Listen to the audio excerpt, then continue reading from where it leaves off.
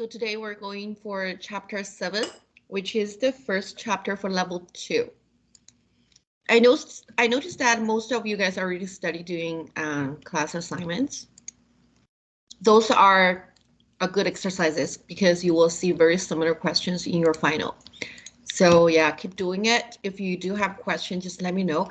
But one more question, if you ask question regarding specific assignment question or class exercise question, please put a question number because I wanted to see if it's from problem or exercises or the starter, right? So you have to let me know that this question is S7-4 or 6, whatever, or P7-6, whatever, right? So I know that exactly which question you're talking about. Because sometimes when you have a slap, it's just too big. Like my whole screen is just the numbers. So I have to like zoom in and to take a look at detail, like at the detailed questions you're asking for.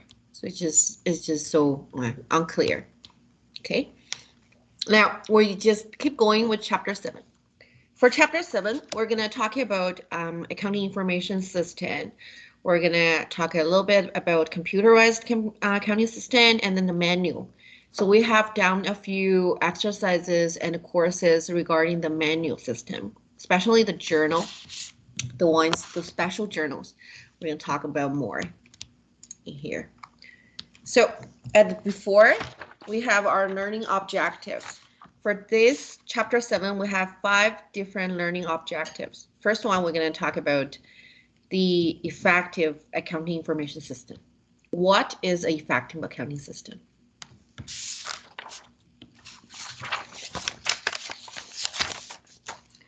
A accounting information system is made up of the personnel, records, and procedures that a business used in generating financial data. The system may be manual or computerized. While a manual system can easily handle a simple business with few transactions each period, a computerized system will handle many transactions with ease. So business computerized and specialized in order to process large amount of transaction with accuracy and speed. We're going to talk about some features about a effective system. So the design and size of the system varies from business to business. Okay, so if you only have 2 employees, we do not need to have a company-wide computerized system like Oracle or a SAP. Mostly if you do not have too many employees, we simply use QuickBooks or Sage 50. Now, an effective system, we use internal control, which is also right there as a control. And this internal control to help safeguard assets and ensure accurate accounting data. The system design must be compatible with operations, personnel, and organization structures. The system should be flexible enough to accommodate changes in organization without having to be completely rendered. It should be structured so that all phases of the information system function together. And also, system should be able to produce useful reports, like the financial reports we need at the end of the year for manager levels to make decisions, right? And the cost of the system should not overweigh its benefits. There should be a favorable cost and benefit relationship. So sometimes if you are a very small company, but you apply for a SAP, then you're going to spend a whole bunch of money to run the system and also for tax supports to support the whole system running in the company, which is very costly. So most of the companies, small companies, won't apply for the SAP. Usually it's QuickBooks, as we said. So we have quickly move on to the cost to benefits relationship. There are also 2 very basic components to a computerized accounting information system. We have hardware, which is the electronic equipment such as computers, monitors, printers, In larger business, the hardware can be networked so that information can be shared. A main computer or server stores the program and data. So if you are working for a very big company, like over hundreds or thousands employees, you should have like shared data so that whenever you need to print out a specific data, you can just drag it from your own computer and then print it out in a central printers. So those are the sharing data can be used by all the employees in the company. Software is the set of programs that tells the computer what task to perform.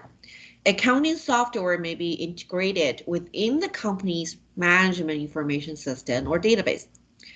There's a PeopleSoft. I don't know if you guys heard about that.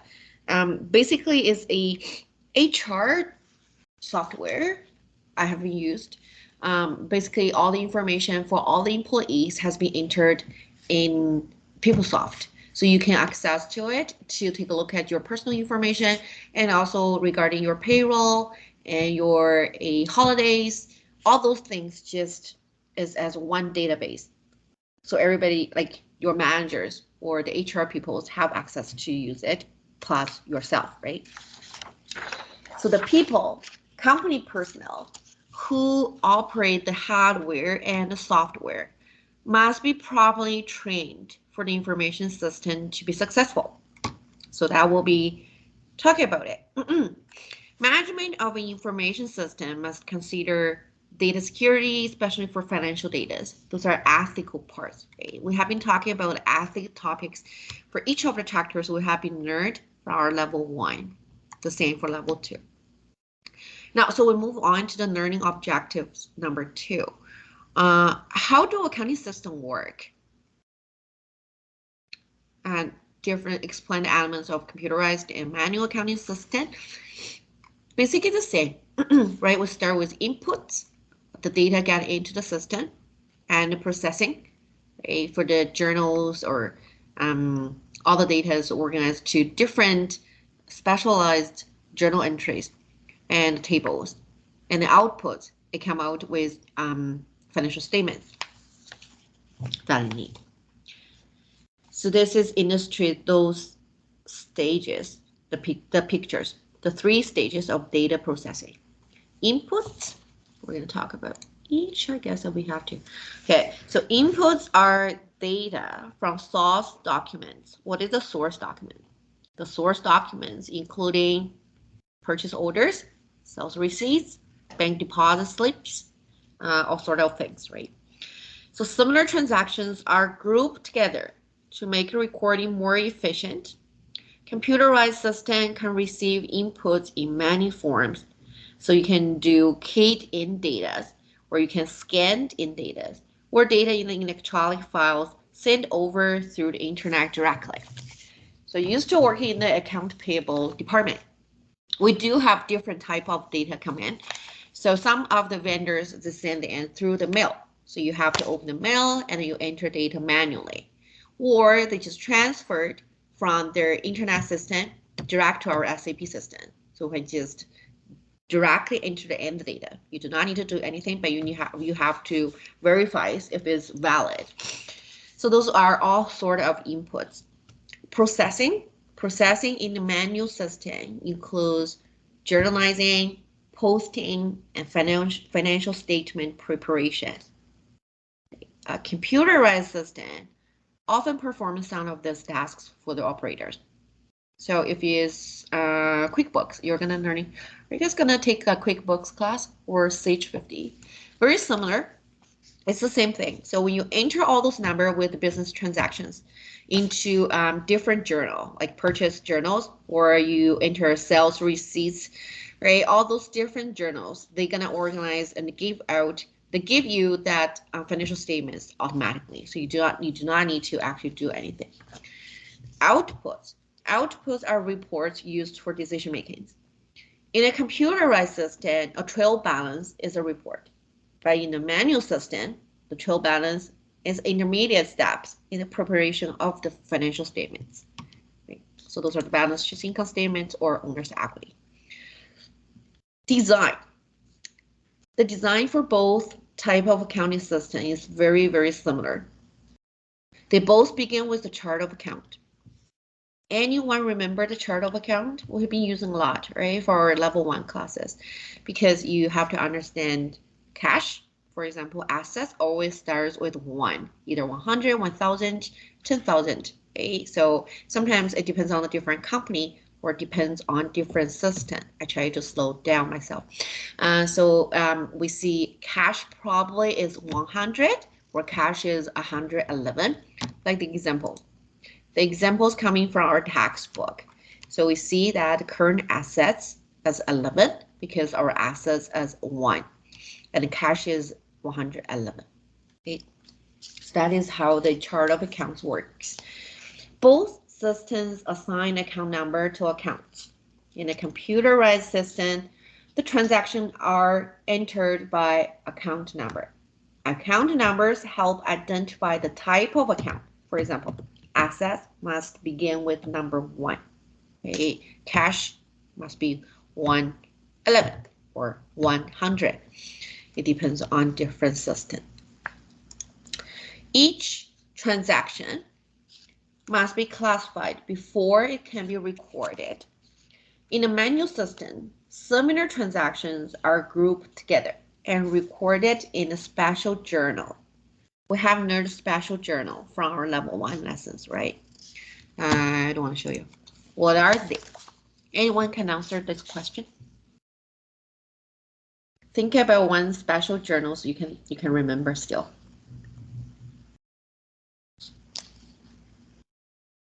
Hello, wake up. Okay, it's okay. Credit sales are recorded in the sales journal. Okay, so we have our cash receipts journal if you received cash or either you received a check. Purchase journal is recording the credit purchase. So we say account payable. Cash payment journal, which means you paid off your account payable. So you record it as account payable, cash payable journal. General journal, you record it not in special journals. Amortizations, right? Or returns, allowances, all those are goes to general journal. Is you guys have that question or oh no, not for level 1. So level 2, when you're gonna go into your exam, you will find out you need to figure out, they give you a list of business transactions. You need to figure out which transactions goes to what. So for example, they give you company A purchase some product A. You have to record it into purchase journal if it's on account. And then it's saying that the product is amortized for 10 years. Then you have to record the amortization expenses, which goes to general journal. Okay. If they say that you find something is not meet what you need, so you need to return. So that will record it under general journal. So we're going to talk about each in detail, so you know what is exactly what I'm talking about. The ERP system. So ERP is Enterprise Resources Planning. ERP system. Sometimes we call it SAP, Oracle, PeopleSoft.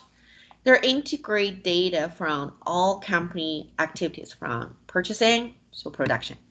While the advantages are numerous, we can save money, we help adjust to changes, replace the hundreds of separate software systems. So if you are only use one, you do not need to combine all the data together. Okay? You can just enter from each computer. They can just organize that everybody has access who authorized to have access to all the data. The cost of installation combined with the commitment of other company resources. So many smaller businesses use smaller accounting software applications that do not integrate all the company's data. So that is the one we just mentioned for small business and big companies use different software. And they're also like cloud computing systems are very new and are still evolving. Basically, cloud computing allows companies to rent IT resources such as hardware, software, processing capabilities, and data storage. So we have our advantages at the very bottom right there. Is save money or help adjust changes or replace separate software assistant. Now we move on to our learning objectives. Number 3, journalizing post-transaction. Use the sales journal, cash receipts journal, account receivable subsidiary ledger. Anyone remember account receivable subsidiary ledger? What is it? Did we talk about that in our level 1 class? Account receivable ledger? Yes? No? No? Maybe no. Now we're going to talk about each. So pay attention to all those journals because you're going to use this for your whole 2-week study. While all business must use a general journal, special journals are designed to record specific types of transactions, thus increasing efficiency. In general, routine transactions are captured in special journals. Non-routine transactions are captured in the general journal. What are they? Now, we can see that most transactions into one of the 5 categories. So first is sales on account, right? You purchase something, no, you sell something by account. They do not pay you cash. So you record it under sales journal. Okay, your posting is as S. Cash receipts, which means you receive the money. You receive the check, you receive the cash. So we record it as under cash receipts journal. When we post it, we call CR, which is cash receipt. Purchase on account, which is under account payable. You need to record it, it's under purchase journal. And you post it as P, purchase. Cash payment, which is cash you paid out. It's under cash payment journal and posting as a CP, cash payment. All others will go to general journal, okay, which is posted as a G. Now this exhibit 7-5 from our textbook is for overview of accounting system with special journals. Now we take a look at this very carefully, okay? Those all 3 stages of data processing are included in this exhibit. We have input, we have processing, and then we have output.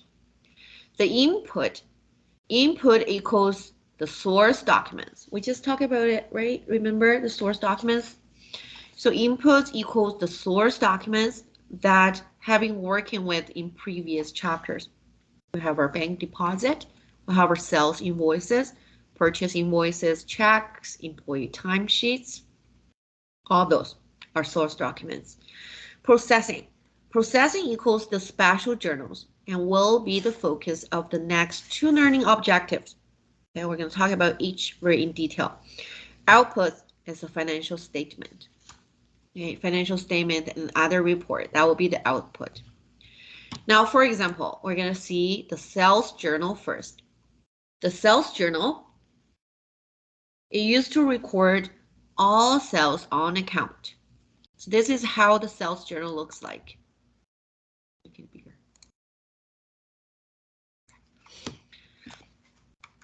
Now the date, invoice number, and customer account. Sometimes we put customer's name or the account number at the back, right?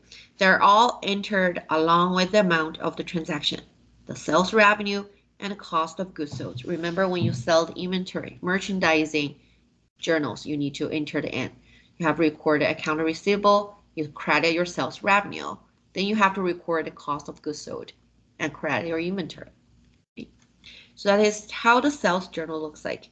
The amount total from the sales journal can be posted at any time. But for efficiency, most companies only post once a month to the general ledger. So this is the total amount. The totals are posted at the end of the month, the total posted at the end of the month.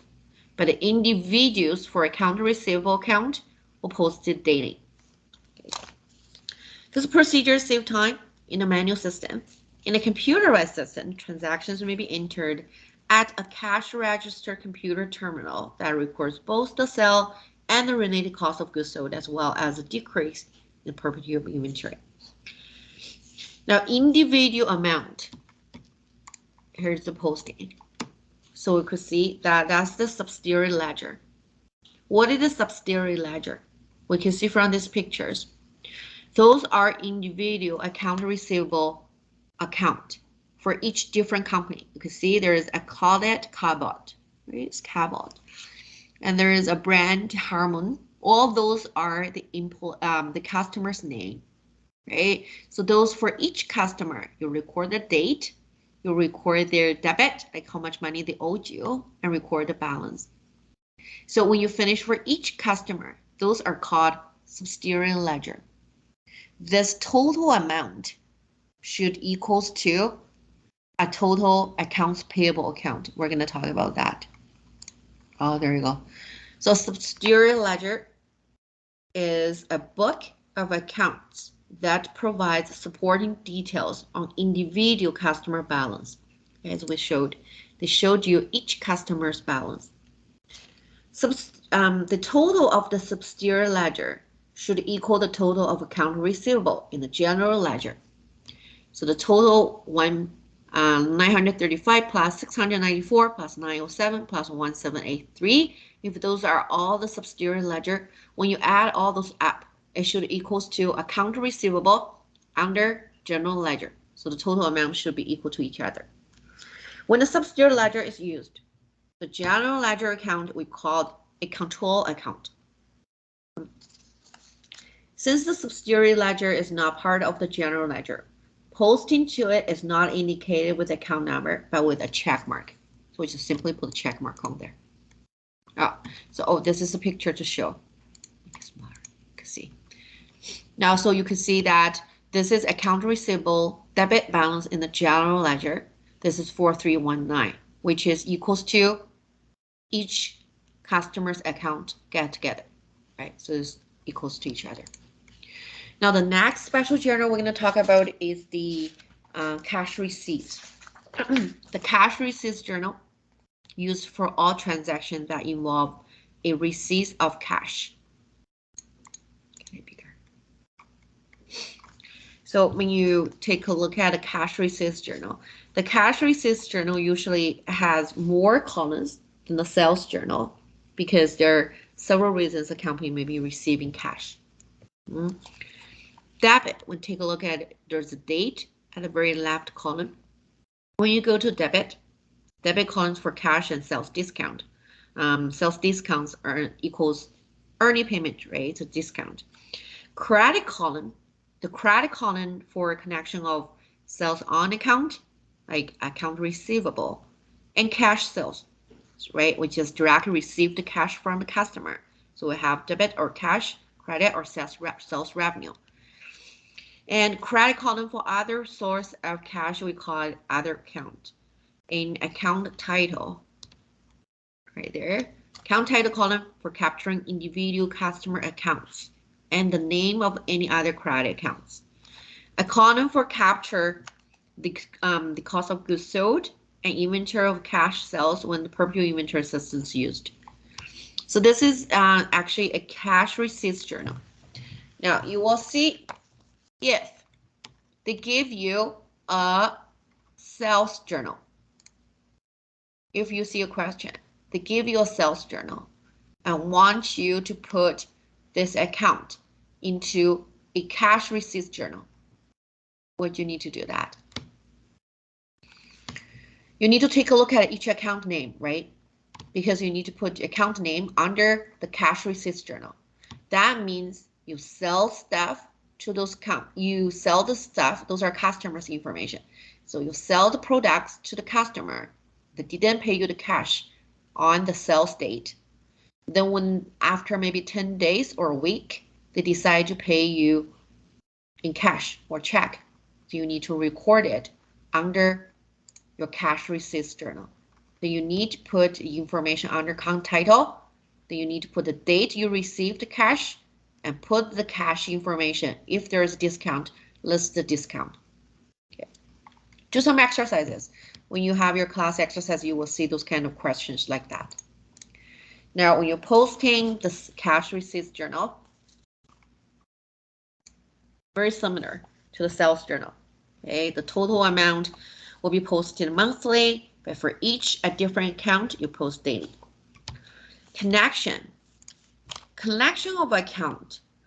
Connection of account receivable must be posted to the account receivable subsidiary ledger daily. Total of subsidiary ledger should be equal to the total account receivable in the general ledger. We talk about that. When the subsidiary ledger is used, we call the general ledger account a control account. Okay. Similar to our account rate, exactly similar to the sales receipts journal. Now we're moving on to the journalizing and post-transaction is the purchase journal and cash payment journal and account payable subsidiary ledger. How are those going to look like? First one, the purchase journal. The purchase journal is used to record all purchases on account, such as inventory, supplies, or expenses. These types of purchases are frequently made on account.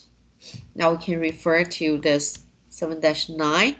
You can see how this purchase journal looks like. A purchase journal typically includes the following column. The date, of course, on the very left.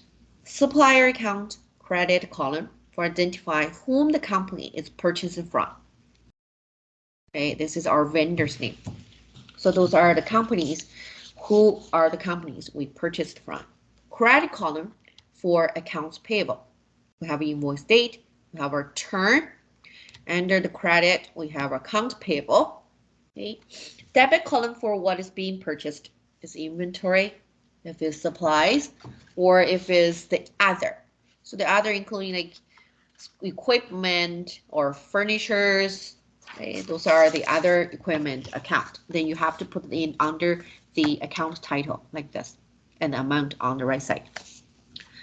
Now, posting procedures similar to the sales receipts journal is posting the total amount posted monthly by individuals for account payable accounts individually. So account payable still very similar to the account receivable subsidiary ledger. We have different title for each company. This is our vendor because under account payable, right? So we have all the vendors' name. We have our date. We have our total credit, and then we have our balance. All those balance get together. It should equals to the account payable under general ledger. So when we see the general ledger under general we see the account payable account under general ledger, it should be equals to the total. Right? It'll add all those single vendors balance together. It should equals to the total of the account payable. Now the cash payment journal. Cash payment means paid cash, right? But sometimes we call as a check register or cash disbursement journal. So sometimes when I see students, they do their exam or doing their exercises, they just list it as cash disbursement. So that's the same as cash payment. The cash payment journal, including date, check number, payee, account debit, cash amount, descriptions. It shows right there. So we can have a closely look and saying that exactly the cash, each payment journal typically including the date, the check number, and payee, okay, and account name. Account name. So there's like account numbers, sometimes listed under account debit. There's 2 debit columns for payment on account. So we have our account payable or for other payments like other accounts. 2 a credit columns for purchase, discount, inventory, or cash. Okay, so posted is very similar to the sales, cash sales or the sales journals. It's just total amount posted monthly and individual account posted daily. Okay. Now payments on the payments on account payable must posted to account payable subsidiary ledgers daily. Very similar accounts payable subsidiary ledgers we called a control account. okay, under general ledger. So we move on. It's gonna be a really quick chapter actually for chapter 7. Journalize and post entries not recorded in the special journal. Where does it go? Let's go to general journal. Okay, so what's the role of the general journal? While special journals save time when recording those specific transactions, a business still has need for general journal. Examples of the transactions recorded in the general journals including adjusting and closing entries that we have learned from our chapter 3 and chapter 5. Okay, if you're closing your entries, your income summary account, okay, close your revenue into income summary, close your expenses into income summary. So those are recorded under general journal. And the sales return and allowances, that we learned from our chapter 5 and 6. Business will issue a credit memo. So remember when you see a business transactions, they ask you to which special or which journals you need to enter this business transaction in. Take a look at seeing if the business issued a credit memo to notify the customer that the customer has received credit for the returned merchandise. The related journal entry including a credit to the customer account receivable. Those are goes to a general journal. Purchase return and allowances. The business may issue a debit memo, right? A debit memo. Notify a vendor that a merchandise has been returned. So our account payable account will be decreased, will be debited, which will be to the vendor's account payable account. Then you need to record it under general journal. There are also others like expiration of prepaid insurance or a salary payable at the end of the period. So all those are going to enter into a general journal. Oh, we're till very end though. 4 important points to remember when posting in special journals and the general journal. Transactions are entered into one of the 4 special journals or the general journal, but not both. So you either enter into general or either into special. Do not put one transaction into both. Number 2, entries involving accounts receivable or account payable that are recorded in the special journal must be posted to both the subsidiary ledger account and the related general ledger control account. So see if there is a account receivable, okay, you need to put it into a subsidiary like specific customer's name and they have account receivable account or account payable account.